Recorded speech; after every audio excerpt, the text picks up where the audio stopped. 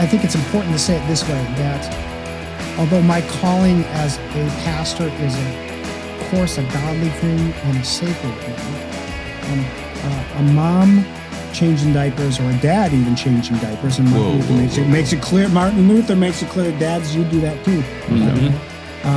But that's not only is that important and useful, it's also equally sacred.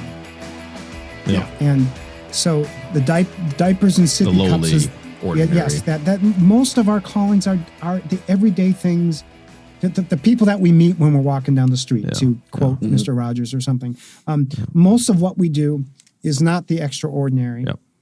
And in fact, those that ended up doing extraordinary things, Martin Luther, Dietrich Bonhoeffer, Gudima Tumsaf, I use an illustration, who resisted he's a Lutheran pastor in Ethiopia, resisted the Marxists there.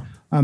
Most of them, they just started out just being faithful in the everyday, ordinary things that they were called to do, and then God did something else. God does those things. You don't seek that out. For new dads, there's a little something for you to know. What you do is you don't ever smell the diaper, so you smell it, and it's hard. It's like playing chicken with your wife, but you just like I didn't smell that. If you want to avoid, just a little secret, and then you don't wake up like I didn't hear the baby crying. It's hard because it's like crying, and you're like pretending it's like, what was she crying last night? Because I didn't hear that. What are you talking about? I'm not saying that's right. I'm just saying. Basically lie to your wife. Yeah. It's a vocation you're good at. Anyhow, I love that. So you learn the little kick while you're sleeping. Like your leg twitches when the baby cries. So you can just like accidentally nudge her to wake up. Well, that's terrible. You go all the way to that point. Push her off the bed. Like, whoa, the baby's crying. It looks like you're up. Anyhow, well, and actually, though, as we're talking about the baby diaper thing, I think it's important too. I just talked about this in Bible study that dads, when you change a diaper, you don't say things like, "Honey, let me help you out by changing that diaper," as though it's your wife's job, right? I mean, you're actually not serving your wife; you're serving the kid who needs the diaper changed, and so. You're serving that one, not your wife, as though it's her chore. That's good. It's your life together. And so, because we guys will do that, right? Let me help you out by doing the dishes, or let me help you out by folding the laundry. Well, wait a minute. Who says that's her job? This is our life together, so let me do the things that are necessary to support our life together. Luther even exhorts in his preaching and teaching when he, there's a famous line, you could look it up in the book, but about, yes, you should, dads should be changing the diapers. And he says, don't let anybody call you an effeminate fool. Really? He uses this line because the monastic orders and the priestly orders, they would disparage or make fun of these peasant men that were doing these womanly things. And he said, they're actually not doing anything useful. In fact, they're probably breaking all the commandments in their monastic vows and, all the seedy stuff that's happening there, but you're actually doing something useful.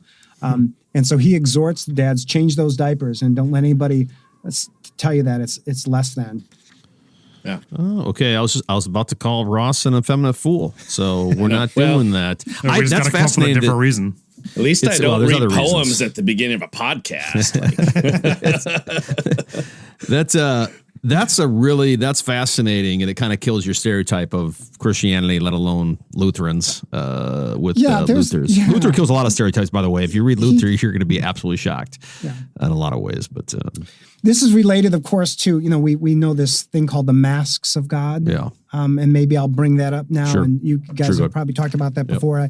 I simplify it a little bit because we don't wear a lot of masks today. Oops. Wait, we do wear masks, don't we? We don't in Florida. Oh, yeah. You're not Florida. Right. I call it the gloves of God. Yeah. Plus, there's alliteration, which is always superior. If you can make something have alliteration, it must just be sounds true. It must be true. The idea is that the masks part is that they see it's you at work, but really God's behind it. If you use the glove analogy, it's your hands. If you're helping, hands. If you're helping somebody else, they see it looks like your hand, but it's actually God's hand. Yep. And we know that this applies to all of the ordinary, quote, ordinary things of of life, whether it's farming or banking or commerce or teaching or, law enforcement or whatever it is, whatever estates that we're in, that it's actually God at work sustaining and preserving society. So gloves of God, that was mine when it becomes famous. So like last week when Paul was choking me out, that was the gloves of God in his hands, teaching me humility. There you go. I was just like on The Simpsons. I was showing you that you suck at jujitsu. That's all. Yeah. Hands of God showing me that. Paul, don't you begin by saying, are you ready for the gloves of God? That's right. Usually a good way to begin a match. Here they go. Ross, that was just Paul kicking your ass.